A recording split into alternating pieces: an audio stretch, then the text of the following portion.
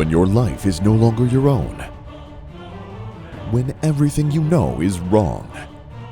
When every word you say could offend the wrong person. Now more than ever, we need Talking with Beecher, the podcast where I'll ask all the questions everyone is afraid to ask and try to cover all the topics people are afraid to talk about. Let's go. That's a good click, right? It did work. I think. All right, so I'm here on my first podcast ever, talking shit with Beecher. We're going to talk a little bit of shit. I don't know. This is one of my students. This is Craig Summers. He's also a friend of mine, but he's a very interesting fella. So I figured I would have him on and talk to him about some of the things that he does. He trains with me, first of all. Yep. He trains Brazilian Jiu-Jitsu as well. Yep. Yeah? And let me ask you this. What do you do for a living? Work in sales, industrial sales for oil and gas. You sell bazookas to people? No, I wish I did. I wish I sold something that was cool and I loved. But no, oil and people making drill pipe. We sell them the stuff to make it. It's not sexy at all, but it pays the bills. And I mean, we're in Houston, Texas. You might as well work in oil and gas, you know? Yeah. I mean, my brother does as well, or own a gym. It's either that, petrochem, or Petrochem? health, medical field. Yeah, because they're going to rip you off, too. I mean, they're going to charge you a lot of money for... Yeah, but that's, that's where stuff's going. And one of the things that I've noticed is kind of over the years, like if you look at the population, our general population is aging, but people don't take care of themselves. And you got, if you look at just at the local Kroger I went to by my house, there was a EMS unit there, and just some person in their 60s or 70s fucking fell, and they had to go to the hospital for that. Just fell down? Just fucking fell. It's like, dude, it's ridiculous. So I just think just small stuff like that. I mean, just the healthcare industry is just going to get inundated in the next several years. I have a pretty bad outlook on the our healthcare industry in America. I had a car wreck a couple of years ago, and I still haven't seen a dollar from that car wreck. Did you sue them?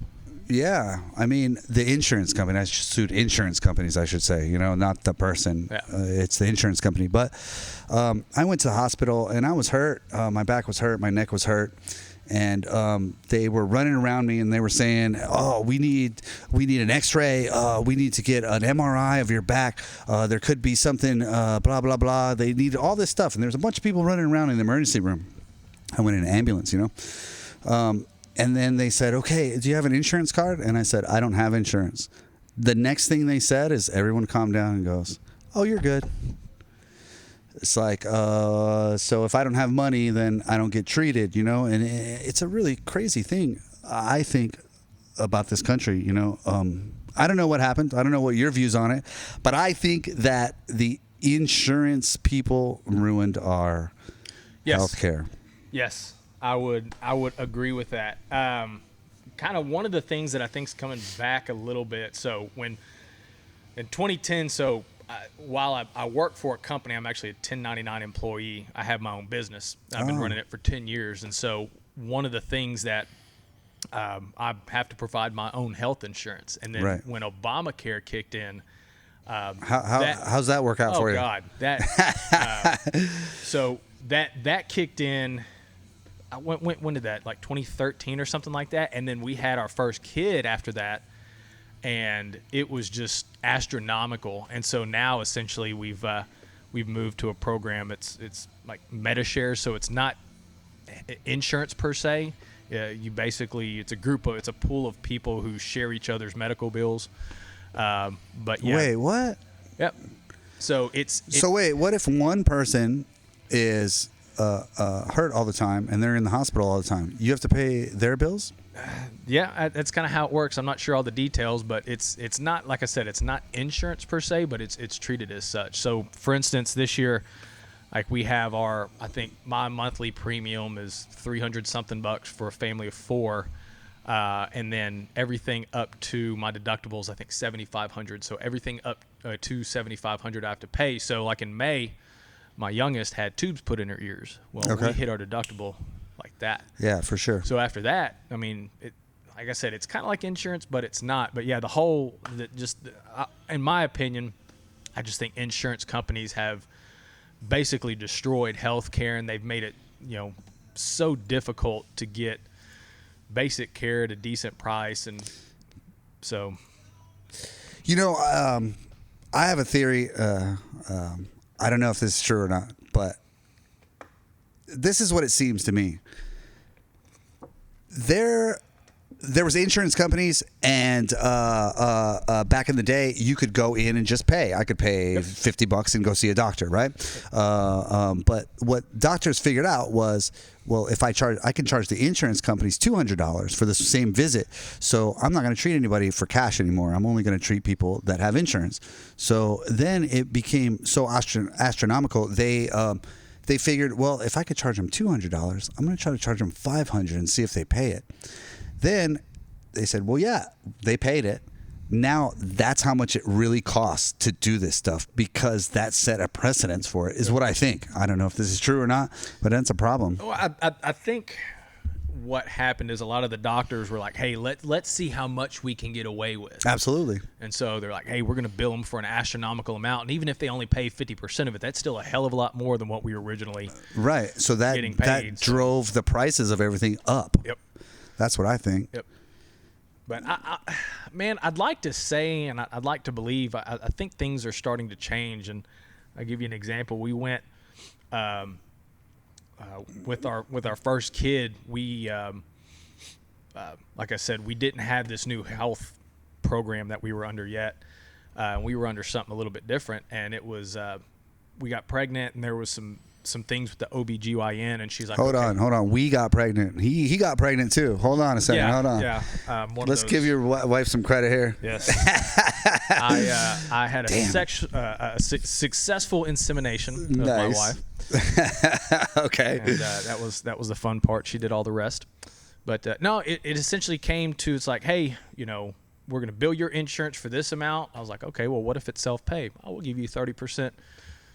Right. Discount off the top. I'm like, shit, here's a check. Merry Christmas. So I think it's starting to go to that, because it's, while, doctors can get more, I think they're starting to realize that, that little bit extra money, but it's more of a pain in the ass for their billing departments, and it also takes them a long time to get paid from insurance companies. So I think it might be going back to how it was originally. Hopefully the prices go down a little bit because of it, Yep. I mean, like I said, I believe that's why prices are so high, because that's what they can charge. So if I can charge the insurance company $2,000, well, your new bill is $2,000. Why? It's just, it doesn't make sense to me. Yep. No, it's frustrating, and I hope it changes. And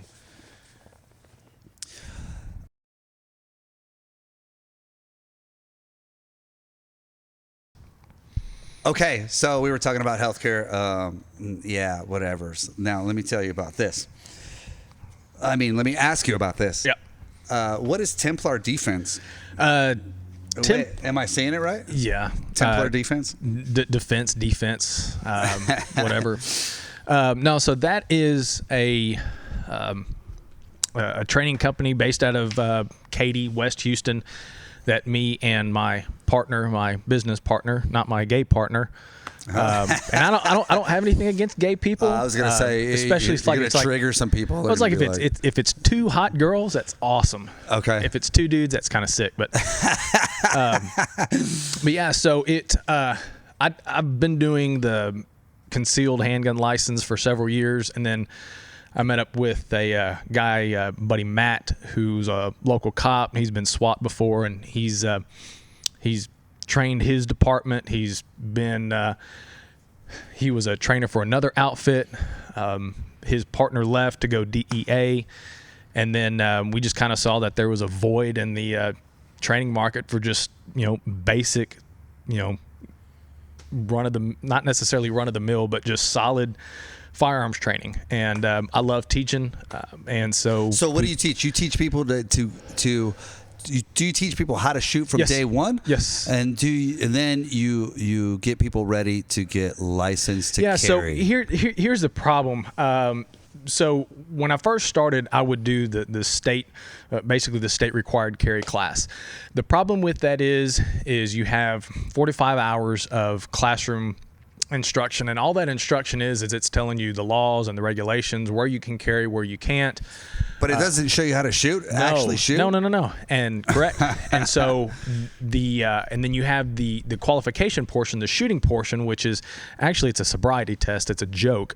I could probably pass it blind, but the problem is that with that class, you're expected, when you come to take that class, you're expected to know how to shoot.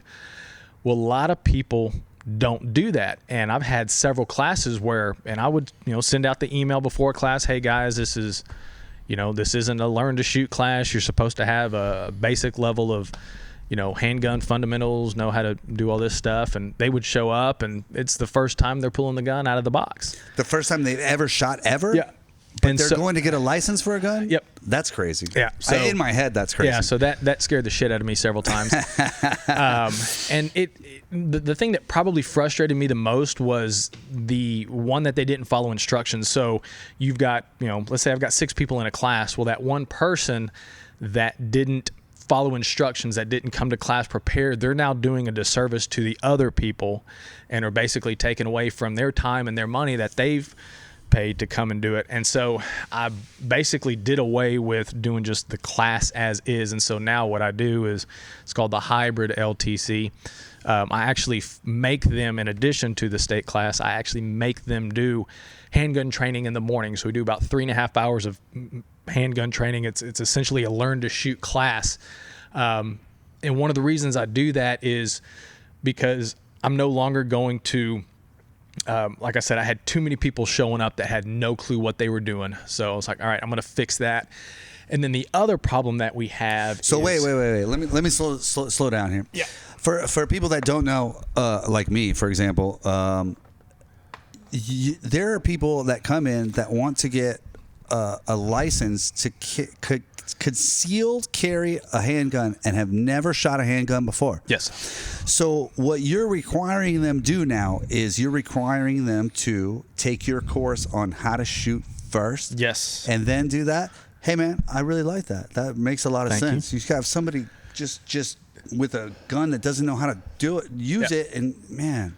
Yeah, so I like that. Okay. No, thank you. It first was a safety issue, and then also as I started doing it and I started researching and looking at data, if you look at Texas, if you look at our gun owners, and I think this is pretty much nationwide, but 93% of gun owners do not seek any type of training whatsoever. 93% of gun owners do not seek training whatsoever.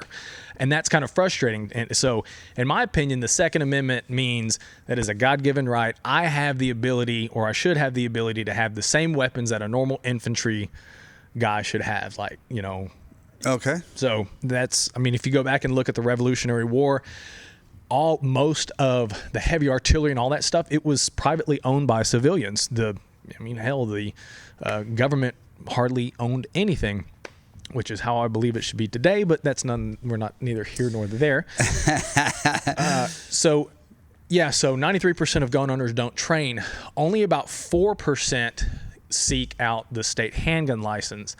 And then you've got about 3 more that seek additional training. But the main thing is those that do get their handgun license, there is a small percentage of those people who continue training. So essentially, my view was that, look, most of these people, this is the only training that they're going to get. It's just the data, that's how it is. And so I figure I might as well do the best that I can to give them the tools in this short period of time to be as safe and effective as they can. Bro, because for real. It's sad, but that's the only training that they're going to receive. I super agree with how you're doing this. I'm not on either side of the gun issue. I think everybody should be able to have a gun. I also think that some people shouldn't. Like me, I 100% agree with that. Like me, for example, I don't own a gun because I don't think that I'm responsible enough to have one. So, I mean, but I mentally know that, you know? But here's the thing too, and most people don't get is the gun is the great equalizer. So they say God made man, and then Samuel Colt, the Colt revolver, Right. made them equal. I've heard that before. And so people, and it's great. I can give a pistol to a 90-year-old woman, and she can effectively defend herself. But the problem is people, and I've had several people that have actually come and trained with me, and they're like, oh man, we got robbed at gunpoint, and I want to come train. I want to get a gun, and I'm like, okay. The likelihood of you using a firearm is not even 10%. You got to get your head out of your ass and realize that, stop looking at your damn phone and realize that violence exists. Get your head on a swivel. Just see what's going on. The second, get your ass in the gym, lose That's weight. true. Be able to pick shit up, put shit down, run and jump. But with you, and then number 3, learn how to fight. Right. Hell, you've been fighting for what? A long 20, time. 30 years? Long time. So the likelihood, I mean, you're going to use those things well before you get to the gun. So I agree with that. I'd say you're okay. All right. I also think that the way you carry yourself is also Yes. People don't pick on people who carry themselves in a certain way. Yep. And they don't think, well, I'm going to have a hard time robbing this guy, so I don't think I'm going to pass, and I'm going to go to this next person that carry themselves in a certain way. And a lot of times with training, jiu-jitsu, Muay Thai, any martial art, boxing, anything, it helps you carry yourself in that manner to where you won't get into so much So if trouble. that kind of goes back to, like, number 1 is, realizing that violence does exist, get your head out of your ass, but carry yourself with confidence, act like you know where you're supposed to be, and you know what you're doing. And a lot of times if you do that, so most attacks, aggravated assaults, it's basically a crime of opportunity. So they see that you have something, and they're going to take the path of least resistance to get it. Well, if they see, a 5'8", 300-pound, slob, they're going to go attack him before they see, Mark with his ears and his tats. That's true. So that's the thing is, walk around with confidence, carry yourself well, shoulders back, head up, and number 2, go get in the gym and try to be somewhat physically, fit.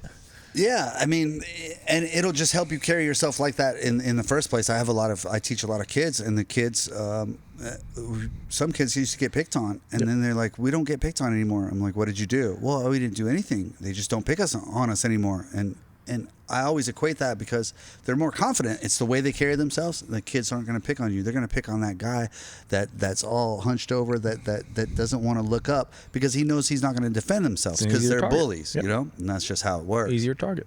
It's true. A super easier target. Big easier target. Now, let me ask you this. Yes. The Republic mindset. All right, so that is actually what before we started Templar Defense with my buddy Matt. That was kind of what I went under originally, and I still keep it on Instagram. So if you want to go find it, I'm going to break the fourth wall real quick. The Republic Mindset on Instagram. The what? You're going to break the what? Break the fourth wall. Which is what? Fourth wall is essentially when you look at the camera that's filming you. Oh. Yeah. So who gives a shit? You're not supposed to break the fourth wall, but I just broke it. Oh, who gives a shit? Anyway, so so that was the first thing that the company name that I trained under, and one of the reasons why I picked it is because within firearms training, I think there's too many companies out there that put the name like tactical or Spartan. Like you're going to become a SEAL if you do our training. Like Navy, SEAL, Delta Ranger 6, all this stuff. So I didn't want anything tactical, and I wanted something a little bit different. And the Republic mindset essentially just is what makes Texas kind of what it is. Self-reliant, personal responsibility. So for a lot of people, including myself, that I don't understand politics. I don't even try. What does republic mean? The Republic of Texas Republic. So it has nothing to do with Democrat Republican. So before Texas became annexed by the United States, we were our own nation, the Republic of Texas. And my logo is actually I think it's the first unofficial flag of Texas. It's called the Days of Vala flag. It's got the Star of Texas and then TEXAS around it. But Texas was our own independent nation for, I think 9 or 10 years, if my history serves correct. So, and just that mindset of independence, we're going to take care of ourselves. Like I said, personal responsibility. That's kind of what I was going for. Okay, and you have a podcast with that? We're starting one app actually. Yep. So the Republic Mindset. I thought you already had some out. No, not yet. I have the pilot. I've got to film it. Okay. My goal is to get a couple episodes. I'll get one with you. But the goal is to get a couple episodes, have some in the bank, and then release those out. Right. That's good. We're gonna host all this. We're gonna have it. Where can people find it? Still don't know yet. No, you don't know yet? I know that's the thing. I've still got to pick my host and get the website and all that stuff. I'll probably the domain name will be therepublicmindset.com. I'm not sure how I'm going to go about doing that, but therepublicmindset.com. Round 3, 3, 2, 1. Oh, from your favorite move? Yeah. Oh, come on. We'll leave it. All right. Okay, we'll leave it. So let's go to your least favorite move. We're there, right? So in jiu-jitsu, I cannot invert. Muay Thai, slip punches. Nope. I'm white. I'm slow. I will take that too. I'll block and cover every single time, or parry. Shooting, what I hate is off-handed shooting. So shooting with my non-dominant hand only. I suck at that. Yeah, I would too. And so the things that you are horrible at, you need to do more. So, which you should practice. Yes. Absolutely. Yes. That's why I do no-gi, because I hate no-gi. I'm that guy too. I cannot stand it. I think I'm the only. So in life or in the Republic Mindset or in anything that you're doing, what would you like to accomplish? I don't necessarily know professionally what I'd like to accomplish, but I will tell you this. I'd like to be the guy to where, regardless of what it is, I'm always the guy that's there for somebody. Like if my buddies call me up, hey, I need something and it's critical, I kind of want to be that, that guy that they can always count on, regardless of, hey, I'm about to get in a fight. Shit. All right, I'm there. I'll be there in a minute. Yeah. Whatever it is. So I just, I want to be the guy that, I can always be relied on if somebody needs something. I'm that guy too. I like helping people, but I want to be there for everybody if they need me. You know what I mean? Yep. I want to be sure. Yep. I'm the one you call. Yeah. The problem with that is I want to help everybody, but then a lot of times I overcommit. And so somebody's like, hey, so for instance. Let me just enlighten you here. Let me stop you right here. This is the problem with everyone who helps other people. And not just you. It's everyone who helps other people.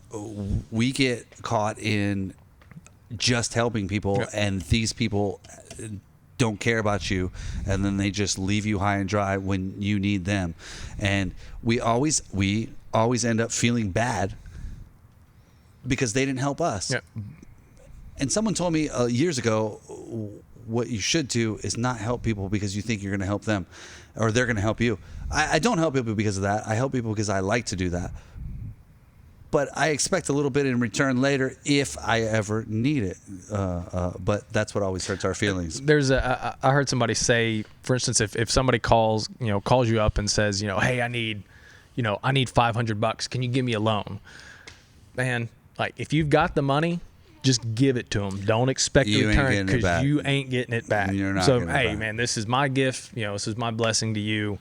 Yeah. So, yeah, I get it. Yeah, don't call me for money.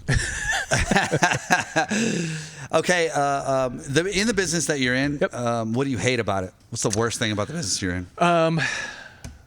I hate the incompetence all around. And then I hate... But that's in everything, though. Incompetence in everything sucks, it is. Right? Man, there was an issue, I think, last week. I probably told you about that. We we had something that was an item that was past due and late on delivery, and then they ask last minute, hey, you need to send this thing up that's critical that this machinery is being designed for. And I'm like, dude, we ordered this crap back in like the heck, we ordered this stuff back in September. It's now December. Like, why didn't you ask for that? Oh, well, you should have sent this to us. And anyway, so incompetence. Yeah, incompetence, for sure. and then also the lack of desire to continuous improvement or growth. Always, well, why do we do it this way? Well, because we've always done it that way. Like, that's the most retarded thing you could ever say. That's true. Always find, is there a better way to do something? Why are we doing it this way? Okay, well, let's take a step back and look and see, is this the best way to do it?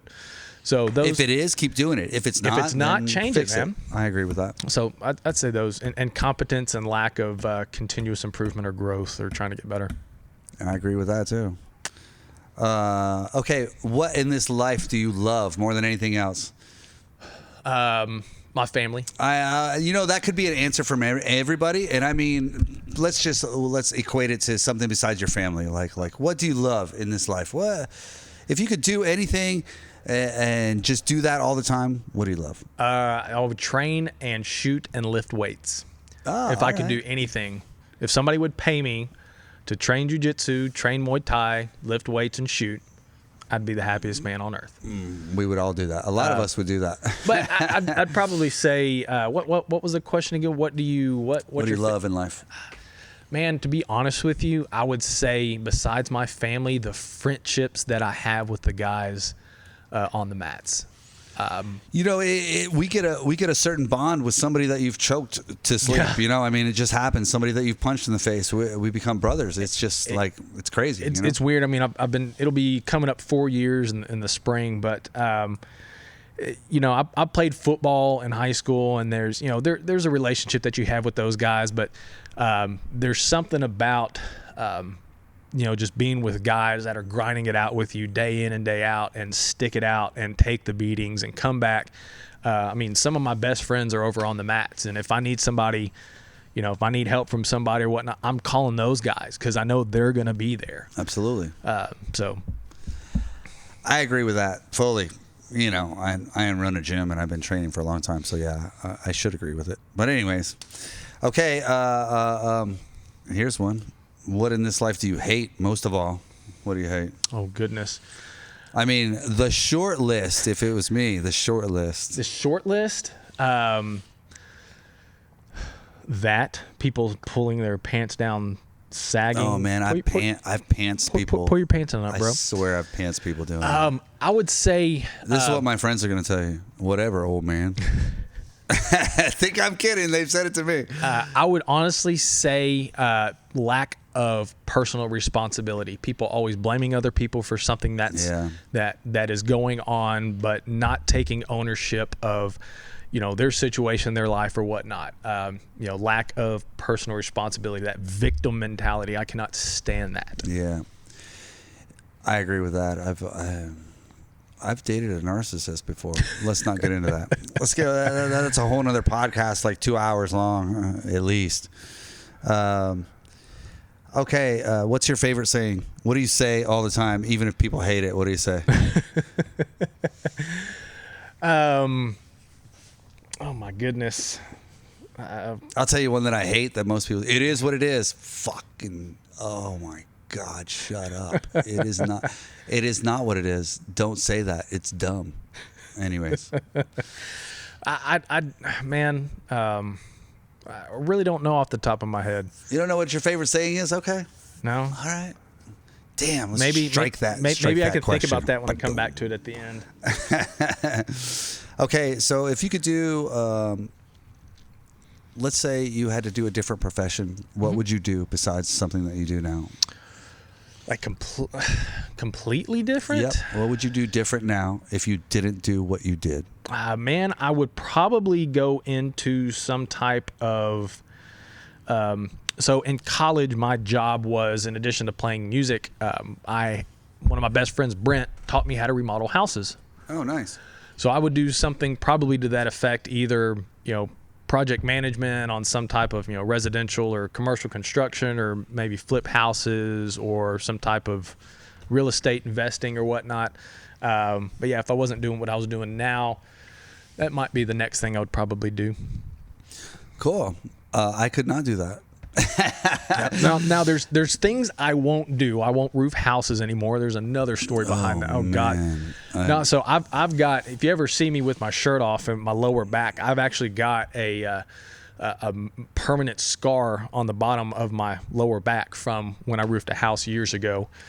Yeah, so roofing houses and masonry, I don't do. Everything else I can get into that. Oh, scar story one day. Well, and electricity too. I don't like stuff that can kill me that I can't see. That's true. Now I'll change a light bulb and put on a ceiling fan, but doing anything more than that, I mean, that's pretty easy. Yeah, that scares me to death. So that, I guess that answers this question. What profession would you never do ever? Electrician, that's one. But what would be the main job you would never ever do? Never be a gay prostitute. They always say stuff like, "Man, don't knock it before you try it." Like, wait a minute, keep an open mind. I'm like, yeah, dude, I know there's some stuff that I've never tried, but I'm pretty damn sure I'm not gonna like it. And that's one of those things. Like, now that was a good answer. Okay, stay away from my butthole. I will take that. Okay, and the last question I'm going to ask is this: at the end of your life, when your life's all said and done, it's over, how would you like for everyone to remember you? Kind of going back to, I'd say a guy that was honest, that had integrity, that was always there for people, that helped people when he needed it, and just was a good, good family man. He loved his family. He took care of his family. He took care of his friends. So I'd probably go with that. I like that. Hey, man, I appreciate you talking with me a little bit. My pleasure. Besides not punching me at the same time, he does my classes, so yeah, we punch each other. I don't do much punching on you. It's typically vice versa. I try to block, but anyways, it's a one-way street right there. Shoot, no. Okay. So it's Talking Shit with Beecher. Subscribe. Your podcast is The Republic Mindset. The Republic Mindset, and there's some on YouTube. Find it. Subscribe to that too. Yeah. So on YouTube, I'm under Craig Summers. I'll probably rebrand that to The Republic Mindset. But if you search Craig Summers, you can find that. And so I'm actually I'll film the podcast and I'll upload those so that people can, if they want to search it on or view it on YouTube. They can do that, or if they just want to listen to it when they're driving in a car or doing whatever, they can do that as well. All right, perfect. Thanks, man. Thank you. All right. Thanks, man. All right, good. Well, let me ask you this: what do you do for a living? You sell bazookas to people? No. Remember, kids, no means yes, and yes means anal. I'm gonna leave that shit in there. I heard that from a guy years ago, and I fell on the ground laughing when I heard that. Bro, I've heard all this. Every bad, crazy joke you've ever heard. Oh, I've got them all. You got some good shit. I'm old.